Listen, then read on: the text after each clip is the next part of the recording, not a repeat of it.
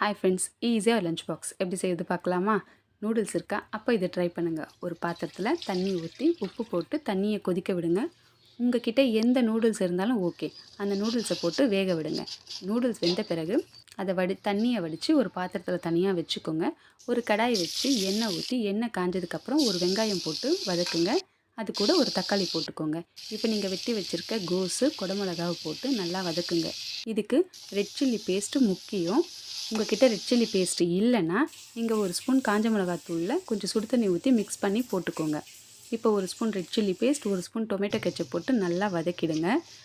இல்லைனா காஞ்ச மிளகாவை சுடு தண்ணியில் கொதிக்க வச்சு அதை மிக்சியில் போட்டு அரைச்சாலும் ரெட் சில்லி பேஸ்ட் கிடச்சிடும். இப்போ நீங்கள் தேவையான அளவு உப்பு போட்டுட்டு நீங்கள் வேக வச்சுருக்க நூடுல்ஸை போட்டு நல்லா மிக்ஸ் பண்ணுங்கள். இந்த நூடுல்ஸ்க்கு வர மசாலாவை அது மேலே ஆட் பண்ணிவிட்டு இல்லை கடையில் விற்கிற மசாலா ஏதாவது போட்டு கலந்திங்கன்னா சூப்பரான ஒரு நூடுல்ஸ் ரெடி. நாளைக்கு இன்னொரு ஈஸியான லஞ்ச் பாக்ஸில் பார்க்குறேன். பாய், தேங்க்யூ.